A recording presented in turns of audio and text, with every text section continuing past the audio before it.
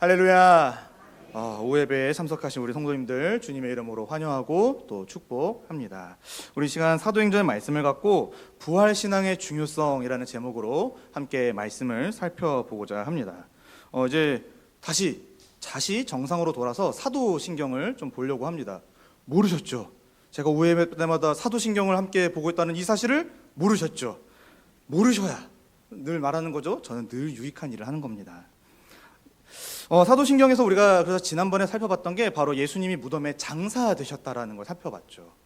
바로 예수님은 스스로를 가장 낮추셔서 우리의 자리, 바로 그 무덤, 그 죽음의 자리, 그곳을 우리를 대신하여 취하셨습니다. 그 결과 우리와 우리의 영원한 운명이 바뀌게 된 사건을 우리가 함께 살펴보았죠. 이제 예수님께서는 무덤에 머물러 계시는 게 아니라 이제 부활하십니다.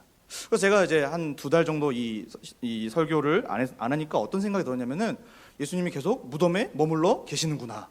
사흘 만에 부활하셨는데 지금 몇 개월째 무덤에 계시는가 그런 생각을 했는데, 오늘부터 이제 부활에 관해서 조금씩 더 설명을 해 보려고 하는데, 오늘은 부활의 어떤 그 내용을 다룬다기보다도 왜 우리가 이 부활에 대해서 좀 생각을 해야 되는가. 특별히 저는 늘 항상 생각을 하는 것이, 이 여러 가지 우리가 복음의 내용들 또 성경의 내용들을 우리가 믿고 말할 때 특별히 부활과 재림에 대한 생각들이 우리가 좀 약한 것 같습니다. 더더욱 부활은 그런 것 같죠. 특별히 부활은 부활주일 아니고선 사실 우리가 부활에 대해서 깊이 생각을 잘 못하죠. 그러다 보니까 이 부활을 오해하기도 하고 혹은 부족한 이해를 갖고 또 그렇게 말을 하기도 하는데, 어쨌거나 이 부활은 너무나도 중요하고 십자가 죽음과 더불어 우리 기독교 신앙 전체를 이루는 기둥이라고도 말을 할 수가 있습니다. 바로 그런 이 부활에 관하여서 이 시간 함께 이 사도행전 말씀을 갖고 함께 그 중요성, 그 의미에 대해서 한번 살펴보도록 하겠습니다. 오늘 우리가 읽었던 이 사도행전 17장의 사건은요, 사도 바울이 2차 전도 여행을 하던 중에 벌어진 사건입니다. 바울은요, 이 예루살렘 공의회, 그러니까 사도행전 15장에 보면은 예루살렘에서 공의회라고 해서 아주 중요한 회의가 열렸는데, 이 공의회가 마친 후에 이제 2번째 전도 여행을 떠나게 됩니다. 이때 이제 2가지 특징이 있는데, 첫 번째로는 바울이 이 전도 여행을 하는 이유가 1차 전도 여행 때 섬겼던 교회들을 방문하면서 다시 격려하는 차원이 있고요. 여기 2번째 독특한 특징은 여기서 바울과 바나바, 그러니까 원래 1차 전도 여행을 같이 했던 2 인물이 갈라서게 되죠. 그래서 바울은 이제 이 성령의 지도하심을 따라서 계획이 없던 이 마게도냐 지방으로 전도 여행을 떠나게 됩니다. 우리 성도님들이 잘 아시는 내용이어가지고 간단하게 좀 살펴봤습니다. 그리고 이제 17장은 바로 그 전도 여행 가운데서 마게도냐 땅에서 펼쳐진 하나의 이야기에 이제 해당이 되는데요. 여기 17장에서는 바울이 3 지역을 돌아다니게 됩니다. 데살로니가, 베레아, 아덴, 이렇게 돌아다니게 되죠. 여기 좀 스토리가 좀 재밌을 것 같아서 한번 설명을 해보려고 하는데요. 사도행전 17장 1절부터 9절에서는 데살로니가에서 전도 여행을 한 이야기가 펼쳐집니다. 바울은요, 이 실라라고 하는 인물과 함께 암비볼리 그리고 아볼로니아라고 하는 지역을 거쳐서 이 데살로니가라고 하는 지역에 이르게 되죠. 거기서 성경의 표현을 보니까 새 안식일, 그러니까 우리로 따지면 3주 혹은 약 1달 정도 거기 유대인의 회당에서 성경을 가지고 강론하며 예수 그리스도의 죽음과 부활을 전하게 됩니다. 그 결과 이 데살로니가 지역에서 어떤 사람들이 바울의 말을 듣고 이제 믿게 되죠. 근데 거기에서 있던 어떤 유대인들이 시기하여서 불량한 사람들, 그러니까 불량배들, 깡패들이라고 할 수 있을까요? 그런 사람들을 데리고 이 복음을 전했던 바울과 실라를 이제 찾아다니게 됩니다. 이 과정에서 야손이라고 하는 인물과 그 형제들이 이제 위협을 당하죠. 왜 그러냐면은 바울에게 이 설교할 자리, 그 집을 제공해 주었다라는 이유만으로 위협을 당하게 되는데 이제 큰 해를 입지 않게 됩니다. 그래서 바울과 실라는 이제 데살로니가에서 베레아로 넘어갑니다. 이게 제가 지도를 준비 안 했는데, 요렇게 이제 데살로니가가 있으면 요렇게 내려오면은 베레아, 그리고 더 내려오면은 이제 아덴, 이런 이제 경로가 있는데, 어쨌든 베레아에 오게 됩니다. 이 데살로니가의 신자들이 바울과 실라를 도와줘가지고 이제 밤에 베레아로 이동할 수 있도록 도와줍니다. 야반도주죠, 야반도주. 그리고 이제 베레아에 도착해서도 동일하게 복음을 전하고. 근데 여러분이 아마 잘 아시는 표현일 텐데, 이 베레아 사람들이 바울이 전한 것이 무엇인가? 날마다 상고하였다. 이런 표현이 있죠. 그래서 베레아 사람들이 그 바울이 전한 것들을 잘 받게 됩니다. 근데 이 데살로니가에 있던 유대인들이요, 이 바울이 베레아에서 전도한다는 소식을 듣고 베레아까지 쫓아옵니다. 그러니까 하여튼 한번 마음 품으면은 막을 수가 없는 거죠. 그래서 그 사람들은 또 사람들을 선동해가지고 이 베레아에 와가지고 이 바울과 실라를 또 잡아들이려고 하죠. 이때 베레아 신자들이 마치 데살로니가 신자들처럼 바울을 도와주는데, 근데 이제 바울을 먼저 아덴으로 피신을 시켜서 아덴에 도착할 수 있도록 도움을 주게 됩니다. 아직 실라와 디모데는 베레아에 있는 거죠. 그러니까 왜 베레아에 이 두 사람이 남았을까? 성경이 자세하게 설명하진 않지만 어쨌든 지금 바울이 먼저 아덴에서 이제 머무르고 있습니다. 그리고 그 신자들에게 실라와 디모데가 속히 올 수 있도록 도와달라, 이렇게 부탁하는 것으로 사도행전 17장 10절부터 15절의 이야기가 이제 끝이 나게 됩니다. 그리고 오늘 본문 이제 보면은 16절에 보시면은 바울이 아덴에서 그들을 기다리다가, 요게 15절까지 이야기를 품고 있는 거죠. 그들을 기다리다가, 실라와 디모데를 기다리다가 하면서 이 아덴에서 어떤 일이 벌어졌는가를 설명해 주고 있습니다.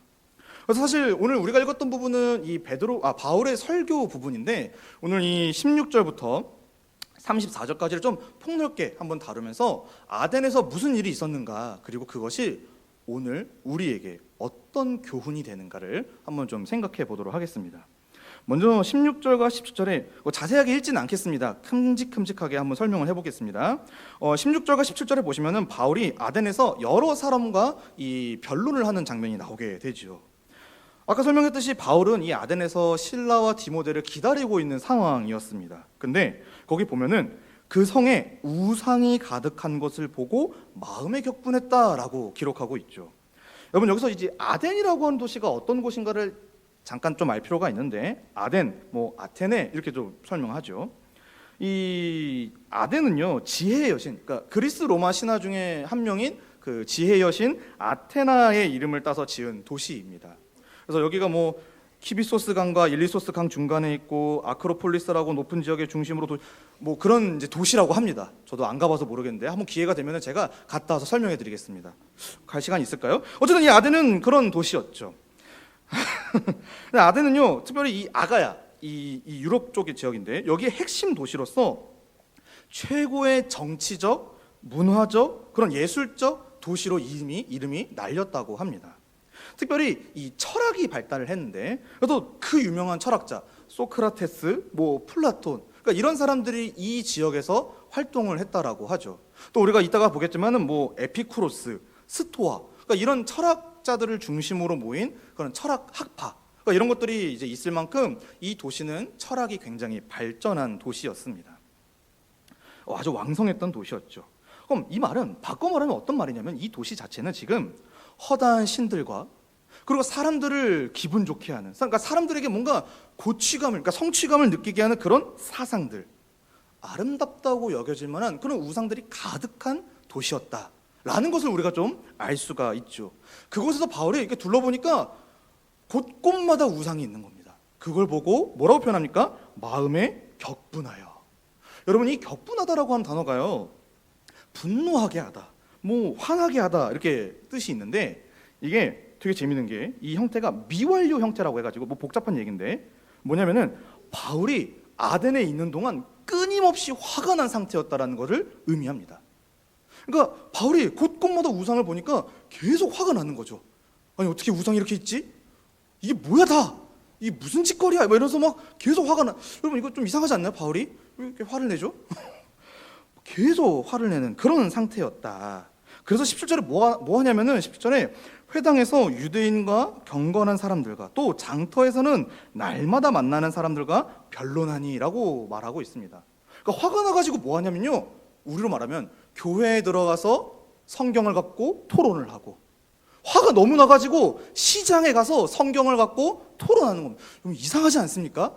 저는 이 본문 보면서 여기 회당 사람들, 시장 사람들 참 피곤했겠다. 아니, 특별히 이제 이 장터에서, 그러니까 시장이잖아요. 그러니까 시장에서 영업 준비를 이렇게 막 하려고 가게 오픈했는데 웬 사람이 성경을 들고, 당신 하나님을 알아요? 예수를 압니까? 이러면서 막 시비를 거는 거죠. 여러분, 얼마나 피곤한 삶이었겠습니까? 어쨌든 바울은 그런 일을 하고 있었던 것입니다. 그러자 18절부터 21절에 보면은 그 아덴의 유명한 철학자들이 이제 바울에게 와서 그가 전하는 말에 관심을 기울이게 됩니다. 여기 18절에 어떤 에피쿠로스와 스토아 철학자 이렇게 나오는데, 이제 이 사람들이 바로 이 아덴에서 활동했던 유명한 철학가들, 또 철학 학파입니다. 그래서 그들은 이제 이렇게 얘기하죠. 이 말쟁이가 무슨 말을 하고자 하느냐, 또 이 이방신들을 전하는 사람인가 보다 하면서 이제 바울의 말에 관심을 갖게 됩니다. 왜냐하면 바울이 지금 뭘 전했냐면은 이 18절 끝에 보시면은 예수와 부활을 전했는데, 이것이 아덴에서는 아주 새롭게 들린 어떤 그런 사실 또 내용이었기 때문에 그렇죠. 근데 여기 이 철학자들이 되게 웃겨요. 이 바울을 뭐라고 표현하냐면은 말쟁이가 이렇게 하죠. 말쟁이가. 그러니까 이게 뭐냐면은 그러니까 우리로 말하면 약간 되게 극단적인 조롱, 또 멸시의 의미입니다. 심한 욕을 하는 겁니다. 그러면서 뭐라고 합니까? 바울이 그러니까 어떻게 생각하는 거냐면, 이 바울이 말과 생각이 변변치 못한 사람. 그래서 뭐 사기꾼, 떠벌이, 그러니까 이런 식으로 그 바울을 비난하고 있는 거죠. 그러면서 얘가 뭔가 말은 하니까 우리 한번 드러나 봅시다. 이런 분위기가 펼쳐지고 있는 겁니다. 그래서 19절에 그를 붙들어서 아레오바고라고 하는 데로 가게 되죠. 이 아레오바고가요, 아덴에서 굉장히 중요한 기관, 중요한 어떤 역할을 했다고 합니다. 그래서 뭐 주로 종교와 교육, 도덕적인 문제에 대한 재판권을 행사하는 곳이 이 아레오바고인데, 그러니까 우리로 말하면은 뭐 대법원, 헌법재판소, 뭐 그러니까 이런 이제 기관이었던 거죠. 그럼 이 사람들이 지금 바울을 아레오바고로 왜 데려가냐면은, 우선은요, 이 사람들은 지금 바울이 전하는 게 뭘까 궁금했습니다. 예수와 부활을 전한다고 했죠. 그러니까 이게 뭐지? 듣도 보도 못한 이야기를 전하니까 궁금해지는 겁니다. 그래서 납득할 만한 내용이면은, 그래서 우리가 연구하기 괜찮다 싶으면은 받아들이고, 아니면 거부하려고 아레오바고라고 하는 데로 갔던 것이죠. 그러니까 말하자면 자신들의 어떤 지적인 호기심을 충족시키기 위해서 바울을 끌고 가는 겁니다. 법원으로. 그래서 한번 변론해봐, 얘기해봐, 우리가 듣고 판단해볼게, 이렇게 얘기를 하고 있는 것이죠. 그러자 22절부터 보면은 이제 바울이 그 아레오바고에 서가지고 사람들 앞에서 설교를 하기 시작을 합니다. 22절과 23절에 보면은 아레오바고 가운데 서서 말하되, 아덴 사람들아, 너희를 보니 범사에 종교심이 많도다. 내가 두루다니며 너희가 위하는 것들을 보다가 알지 못하는 신에게라고 새긴 단도 보았으니, 그런즉 너희가 알지 못하고 위하는 그것을 내가 너희에게 알게 하리라 라고 설교를 하기 시작을 하죠. 바울은요, 아덴 사람들이 범사에 종교심이 많다는 걸 알았습니다. 그렇죠. 그러니까 이 성에 우상이 가득했고 바울이 격분할 정도라고 하니까 아마 어마어마한 양의 또 그런 우상들이 있었던 것 같습니다. 근데 아마 바울이 여기서 더 화가 났던 것은, 이 두루 다니면서 우상들을 봤는데 그 중에 뭐가 있었냐면은 알지 못하는 신에게, 이런 게 표현이 있죠. 그러니까 알지 못하는 신에게까지도 바치는 어떤 제단, 예배단, 이런 게 있었다고 하는 거죠. 그러니까 이제 바울이 알지 못하는데 왜 위하는 그런 신을 왜 섬기냐, 내가 그 신이 누군지 똑똑히 알려주겠다 라고 하면서 이제 24절부터 하나님에 대한 설명을 쭉 이어나가게 됩니다. 24절부터 그래서 28절까지가 하나님에 대한 바울의 설교 내용인데, 이거 사실 한 절 한 절 살펴보는 게 좀 의미가 있을 것 같아서 한번 좀 보도록 하겠습니다. 24절에 보면은 우주와 그 가운데 있는 만물을 지으신 하나님께서는 천지의 주제시니 손으로 지은 전에 계시지 아니하시고라고 하죠. 바울은 아덴 사람들이 알지 못하는 그 신이 바로 하나님이다, 이렇게 설명을 하면서 그 하나님을 전능한 창조주, 창조의 천지의 주제, 이렇게 설명을 하고 있습니다. 그렇기 때문에 오히려 하나님께서 이 모든 만물을 창조하신 분이고 다스리시는 분이기 때문에 어떻게 설명하냐면은, 손으로 지은 전, 너희가 새긴 그 단, 그런 곳에 계실 수가 없다, 창조주다, 이렇게 설명을 하고 있는 것이죠. 이어서 25절에 또 무엇이 부족한 것처럼 사람의 손으로 섬김을 받으시는 것이 아니니 이는 만민에게 생명과 호흡과 만물을 친히 주시는 이심이라 라고 말을 합니다.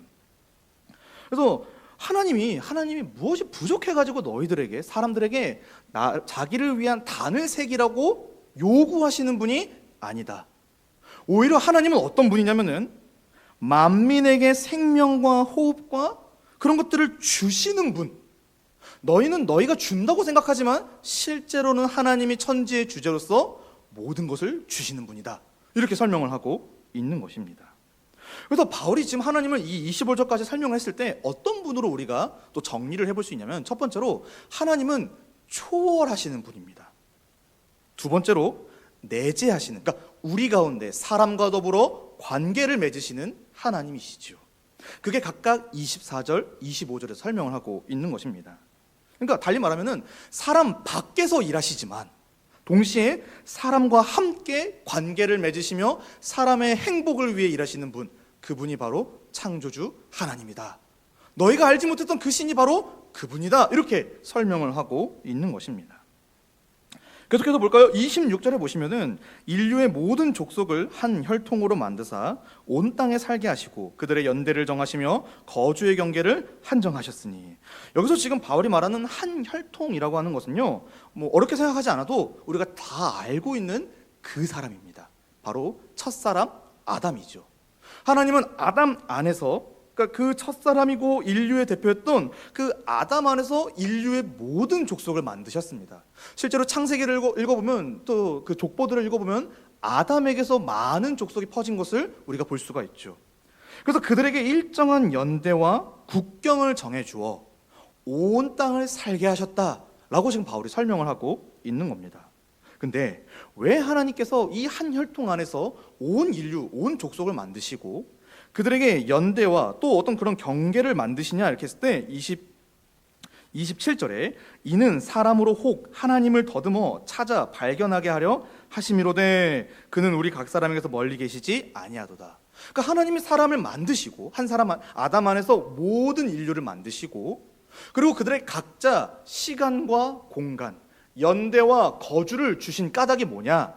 그래야 이 지구상에 존재하게 하신 까닭이 뭐냐? 바로 하나님을 더듬어 알게 하기 위해서, 하나님을 발견하고 그래서 하나님이 어떤 분인지를 알고 그래서 마땅히 섬기도록 하나님이 이 지구 만물을 사람에게 주셨다.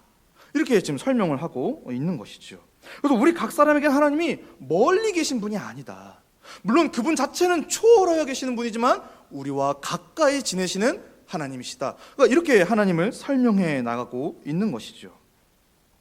따라서 이 바울의 설명에 근거하면은 모든 사람은요 자신들이 지금 누리고 있는 이 시간, 공간, 연대, 거주 뭐 이런 걸 이제 어려운 단어로 일반 은총이라고도 얘기를 하는데, 그러니까 이런 우리가 수많이 누리는 일반적인 것들, 이런 자연을 통해서 창조주 하나님을 발견할 수 있어야 했습니다. 그게 원래 하나님이 자연을 두신 목적이었죠.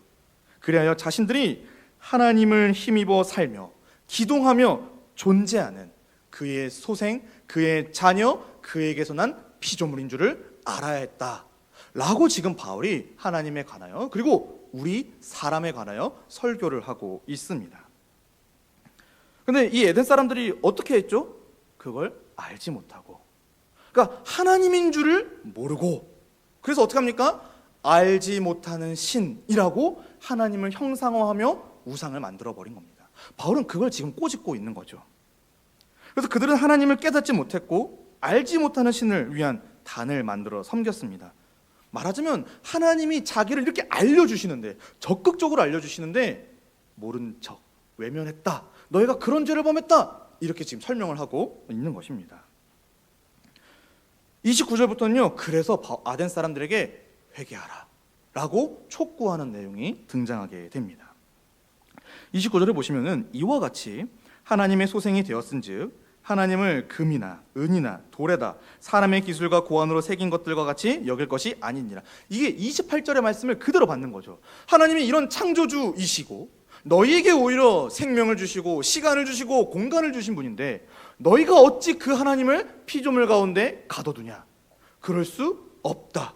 그건 너희가 지금 아주 끔찍한 죄를 범한 거야. 이렇게 지금 설명을 하고 있는 것입니다. 그러면서 30절에 뭐라고 말합니까? 알지 못하던 시대에는 하나님이 간과하셨거니와 이제는 어디서든지 사람에게 다 명하사 회개하라 하셨으니. 아덴 사람들, 너희가 지난 날까지, 그러니까 내가 여기 와서 복음을 전하기까지 몰랐어? 오케이, 괜찮아. 근데 이제는 안 돼. 왜 그러냐면은 하나님이 이전에는 간과하셨지만 이제는 모든 사람에게 명하셔서 회개하라 라고 말씀하셨기 때문입니다. 그들은 회개해야 했던 것이죠. 왜 회개해야 합니까? 바로 하나님께서 정하신 사람으로 하여금 천하를 공의로 심판할 날을 작정하셨기 때문입니다. 즉 하나님의 심판이 있으므로 회개하라, 이렇게 설명을 하고 있는 것이죠. 그래서 31절에 이는 정하신 사람으로 하여금 천하를 공의로 심판할 날을 작정하시고 이에 그를 죽은 자 가운데서 다시 살리신 것으로 모든 사람에게 믿을 만한 증거를 주셨음이니라 라고 설교하고 있습니다. 회개하라 요구를 하고 있는 것이죠. 하나님이 너희의 전에 지은 죄, 알지 못하는 신에게 그 단을 새겨서 만들어 섬길 정도로 우상 숭배로 가득했던 그 죄, 그거 전에 간과하셨어. 이제 회개해야 돼. 이렇게 말하면서 천하를 공의로 심판할 날이 올 거야. 그러니 얼른 회개하길 바란다. 이렇게 촉구하고 있는 상황입니다. 그럼 왜 이 사람들이 이렇게 회개를 해야 될까? 그러니까 바꿔 말하면은 바울이 지금 말한 것처럼 하나님이 과연 그들의 이전의 죄를 간과하신 것과 그래야 이제 마침내 심판의 날이 올 것을 무엇을 보고 그들은 알고 회개를 해야 되는가 했을 때 여기 나온 표현들처럼 정하신 사람으로 하여금. 이것은 또 어렵지 않게 생각할 수 있는 것이 바로 예수 그리스도이십니다. 왜 그러냐면은 18절에 바울이 예수와 부활을 전했기 때문이죠. 바로 그 하나님이 정하신 예수 그리스도를 보니 너희가 전에 지은 죄를 하나님이 간과해 주셨고 이제 회개할 것을 명령하신다. 그러니 회개해라. 이렇게 지금 설명을 하고 있는 것입니다. 그러자 32절부터 이제 우리가 또 읽지 않은 부분이었죠. 32절에 이렇게 바울이 설교를 크게 장황하게 하니까 사람들의 반응이 나타나기 시작합니다. 근데 두 가지인 걸 좀 볼 수가 있는데 어떤 사람들은 이 바울의 말을 듣고, 그러니까 죽은 자의 부활을 듣고 조롱을 합니다. 근데 어떤 사람은 이 일에 대하여 내 말을 다시 듣겠다 하며 그 말씀을 진지하게 받아들입니다. 그리고 33절에 보니까 바울이 그 아레오바고를 떠나니까 몇 사람이 그를 따라오죠. 가까이 하며 믿으니. 34절에 그 중에는 아레오바고 관리 디오누시소와 다말이라 하는 여자와 또 다른 사람들도 있었더라. 여기 뭐 이 인물들에 대한 설명이 없기 때문에 잘 모르지만 저는 여기 아레오바고 관리 디오누시소가 이 바울의 말을 듣고 바울을 따라갔다라는 게 되게 독특했습니다. 그러니까 그 대법관이라고 할 수 있는 그 사람마저도 바울이 전한 이 복음, 예수와 부활을 듣고 진지하게 믿기로 했다라는 것을 우리가 알 수가 있게 되는 것입니다. 여기까지가 오늘 우리가 읽었던 17장 16절부터 34절까지의 이야기입니다. 이제 이 말씀을 갖고 우리가 함께 하나님의 교훈, 큰 뜻을 한번 좀 헤아려 보고자 합니다. 하나님은 과연 오늘 이 본문을 통해서 오늘 우리에게 무엇을 말씀하고 있을까요? 먼저 오늘 본문은 무슨 내용이었습니까? 바로 바울이요, 우상으로 가득한 그 아덴에서 예수와 부활을 전하며 회개를 촉구했습니다. 왜 그러냐면은 이 소식, 예수와 부활, 그러니까 이 복음이라고 하는 소식이 바로 하나님이 죄를 간과하시고 천하를 공의로 심판한 날을 작정하셨다라고 하는 것을 알려주는 믿을 만한 증거이기 때문입니다. 즉, 이 예수와 부활, 복음 그 자체가 바로 하나님께서 온 인류를 향한 죄를 간과, 용서하셨다라고 하는 사실, 그리고 온 인류를 반드시 심판하실 거라고 하는 그 사실, 이 두 가지에 대한 증거가 바로 이 복음이기 때문입니다. 따라서 모든 사람은요, 이 예수님의 부활 소식을 들을 때에 하나님 앞에서 즉시 회개해야 합니다. 오늘 바울이 촉구했던 것처럼요. 왜? 이 예수님의 부활이 바로 하나님의 공의로운 심판의 확실한 증거가 되기 때문입니다. 그러므로 누구든지 이 부활의 소식을 들었을 때는 회개해야 합니다. 알지 못하던 신을 섬기던 그 우상 숭배를 벗어버리고 만물을 지으시고 다스리시는 천지의 주제 창조주 하나님께로 돌이켜야 합니다. 그것이 바로 바울이 본문을 통해 우리에게 가르쳐주는 교훈입니다. 사랑하는 성도 여러분, 이 본문을 보니까요, 아덴 사람들은 참 범사에 종교심이 많았습니다. 그래서 우상을 가득 만들고 섬겼죠. 또 어떻습니까? 가장 새로운 가르침을 말하고 듣는 것 외에는 관심을 갖지 않았다고 하죠. 근데 이 가르침도 사실 그들에게는 우상이었죠. 그러니까 이렇게 종교심이 많은 사람들이라고 하는 겁니다. 사랑하는 여러분, 어느 시대에든지요, 사람들은 종교에 관심이 많습니다.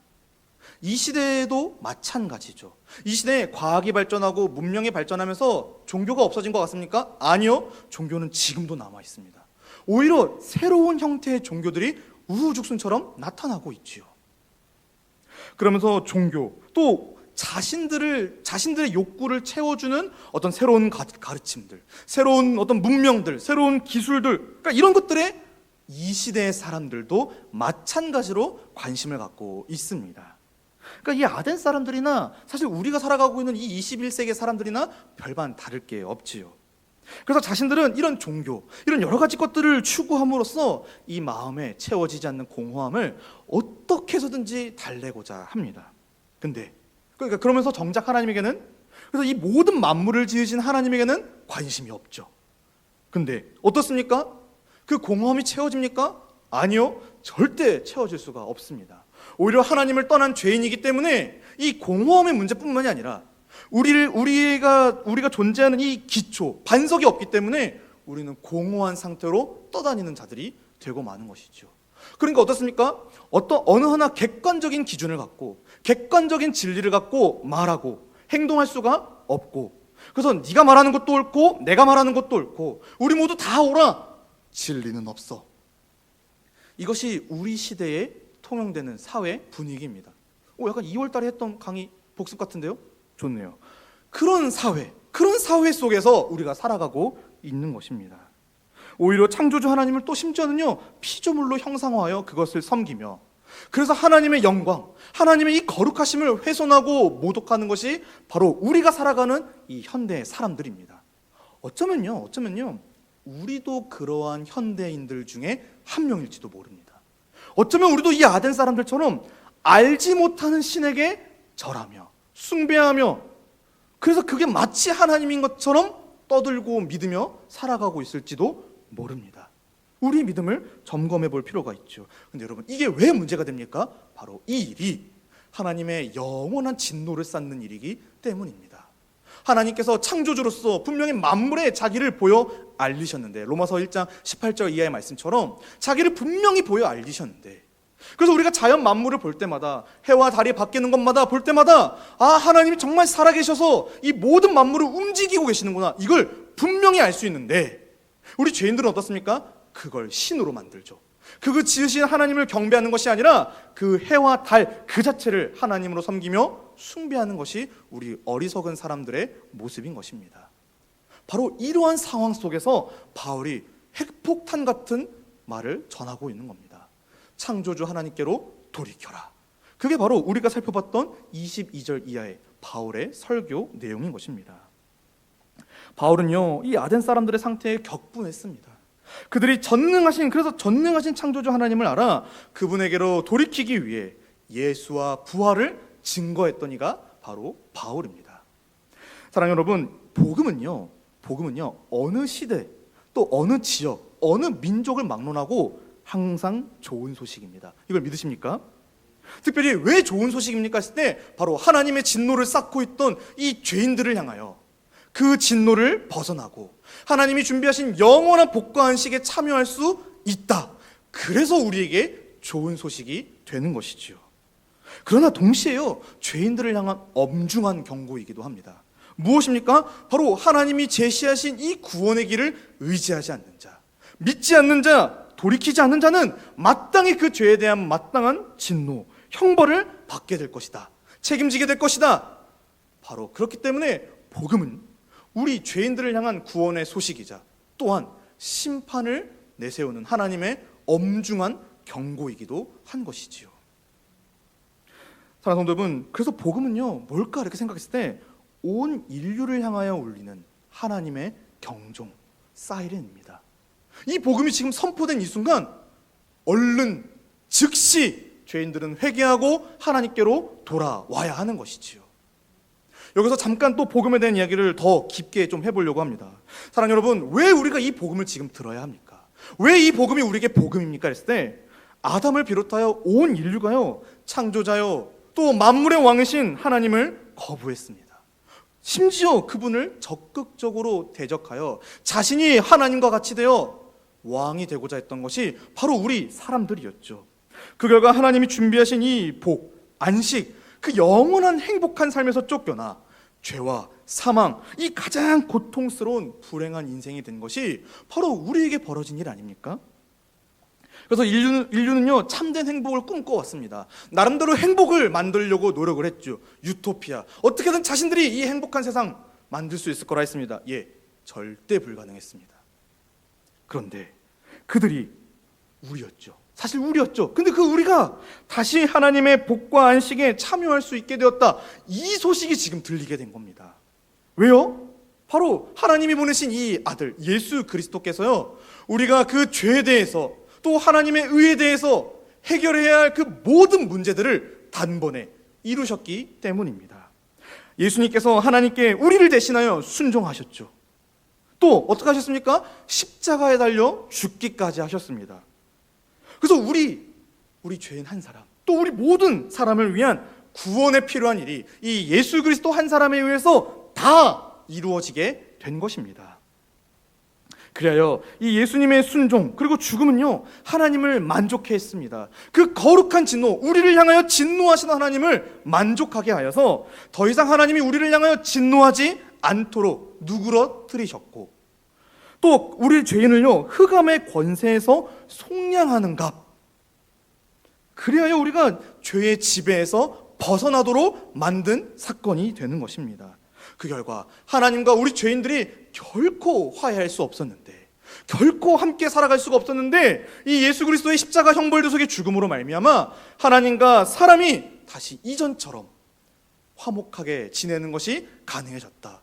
구약의 표현대로면은 샬롬, 평강이 실현되었다. 여러분, 이게 복음의 내용이지요.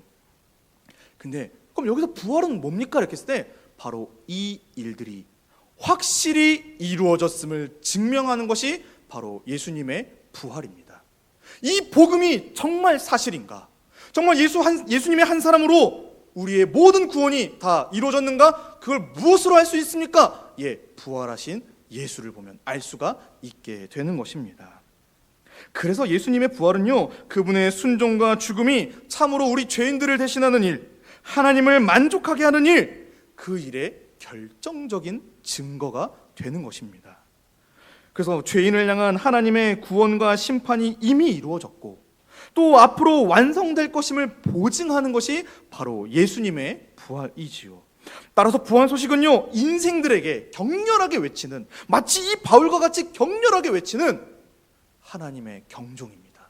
지금 믿어야 하는 것이지요. 지금 이 소식을 듣는 자들은 지금 믿고 회개해야 하는 것입니다. 사랑하는 여러분, 그렇지만 또 다르게는요 이 복음을 우리가 이렇게 심각하게 생각한다 할지라도 오늘 아덴 사람들이 서로 다른 반응을 보였던 것처럼 어떤 사람들은 이 복음을 조롱할 것입니다. 그런데요 어떤 사람들은요 이 복음을 진지하게 믿게 될 것입니다. 나뉘게 되겠죠. 그때 우리는 무엇을 생각해야 합니까? 우리가 전한 복음을 받아들이지 않았다고 실망하고 좌절하고 복음엔 힘이 없고 성경에는 능력이 없어 이렇게 좌절할 겁니까? 아니죠. 여러분, 복음을 전하는 일은 언제나 그런 반응들이 있을 수밖에 없습니다. 바울이 전해서 또 이런 반응이 나왔는데 우리가 전한다고 안 나타나겠습니까? 여러분, 힘을 내어 우리는 복음을 전하는 것뿐입니다. 바로 그것이 이 시대에 하나님의 경종, 하나님의 이 사이렌을 울리는 복음의, 또 그 복음을 맡은 자들의 임무가 되는 것이지요. 말씀을 맺습니다. 사랑하는 성도 여러분, 우리는 이 예수님의 부활이 우리의 구원 그리고 우리의 심판을 보여주는 분명한 증거라는 것을 오늘 바울의 설교를 통해 알 수 있었습니다. 그리고 이 소식은 하나님께서 우리 온 인류를 향해 외치고 있는 겁니다. 회개하라. 나에게 다시 돌아와라. 내 아들 예수를 믿어라.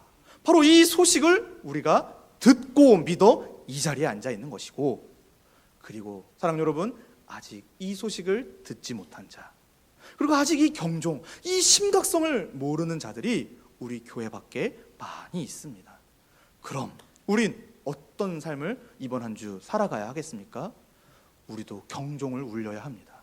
이 복음의 내용을 갖고 확실하게 그 영혼들을 향하여 외쳐야 하는 것이지요. 마치 이 바울의 태도처럼 마음에 억누를 수 없는 그 격분, 이 복음으로 말미암은 뜨거움이 있어서 날마다 사람들과 더불어 얘기를 해야 하는 것이죠. 복음을 믿으십시오.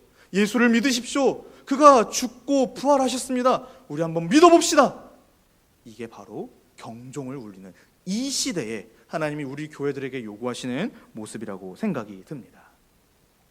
말씀 한 구절을 읽고 마치려고 합니다. 디모데전서입니다. 디모데전서 2장 4절 말씀인데 우리 자막이 준비될 텐데 우리 다 함께 읽도록 하겠습니다. 다 함께 읽습니다. 시작. 하나님은 모든 사람이 구원을 받으며 진리를 아는 데에 이르기를 원하시느니라. 아멘. 이번 한 주 복음, 하나님의 경종으로 이 세상을 깨우는 영혼들을 살리는 일에 우리 모든 성도님들이 쓰임받기를 주님의 이름으로 간절히 축복합니다. 기도하겠습니다. 하나님 아버지 감사합니다. 오늘 이 말씀을 통하여서 우리가 다시 한번 복음에 대해서, 특별히 이 복음, 예수 그리스도의 죽음과 부활이 우리 인생들에게 얼마나 중요한 일인지, 또 얼마나 시급한 일인지를 함께 생각하게 하시니 감사드립니다. 먼저는 우리가 이 복음 앞에 우리의 영혼이 또 살아나기를 원하오며, 또 아직 우리 주변에 아직 이 복음을 듣지 못한 자들에게 하나님의 경종을 울리는 거룩한 일을 하는 이번 한 주 살기를 원하오니, 하나님 우리에게 복음을 깨닫는 또 말하는 지혜와 능력을 더하여 주시옵소서. 감사드리며 예수님의 이름으로 기도합니다. 아멘.